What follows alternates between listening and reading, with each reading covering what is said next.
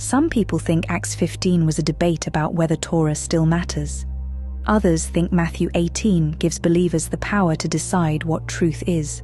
Both are wrong. These passages are not in conflict. They are in perfect agreement. Together, they reveal a deeper truth. Yahuah gives authority to those who walk in covenant, not to control others, but to preserve the way. Let's begin in Ma'asim chapter 15. Some brothers came down from Yehudah, and they were teaching this: unless the Gentiles are circumcised according to the tradition of Moshe, they cannot be saved. Shaul and Barnabas confronted this false teaching immediately, and so the matter was brought before the elders and emissaries in Yerushalayim. After much discussion, Kepha stands up, and he reminds them, Yahuah already poured out his Ruach on uncircumcised Gentiles, just as he did on us. He cleansed their hearts by belief, not by outward tradition. And then he asks the room, why do you test Elohim by putting a yoke on their neck that we ourselves could never bear? Then Yaakov, the brother of Yahusha, speaks, and he offers a decision. We should not trouble the Gentiles who are turning to Yahuah, but we should write to them that they must abstain from 4 things. 1. Pollution from idols. 2. Sexual immorality.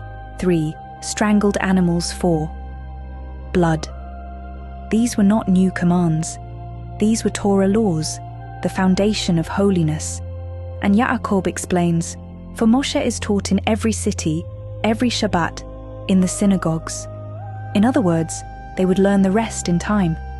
But these 4 laws were the line, the entry point out of paganism and into covenant order. This was not lawlessness, it was mercy paired with wisdom, a decision made by those who had the authority to bind and loose. And this takes us to Matityahu 18:18, where Yahusha says, truly I say to you, whatever you bind on earth will be bound in heaven, and whatever you loose on earth will be loosed in heaven. This is a Hebrew idiom. To bind means to prohibit. To loose means to permit. It is not a license to make up doctrine. It is a sacred trust, the authority to interpret Torah rightly and to apply it in the community. The council in Acts 15 was the living application of that authority.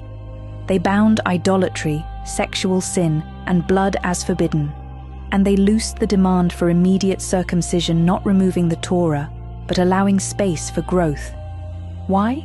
Because salvation is not earned, but obedience still matters.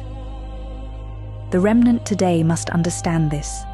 The Torah still stands, the Ruach still leads, and the assembly still requires order.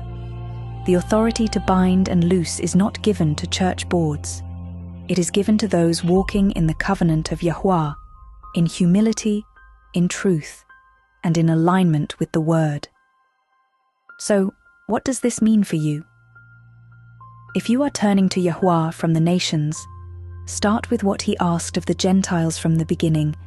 Leave behind idols, leave behind sexual compromise, do not eat blood, do not touch what is strangled, and then come to the synagogue, come to the scrolls, come to the voice of Moshe, every Shabbat.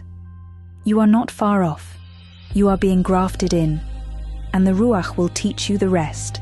This is the way, this is the order, this is the mercy and wisdom of the early assembly, and this is what it means, to bind and to loose. For more remnant lessons, visit our website at hisnameisyahuah.org. Like, follow, and share for more truth.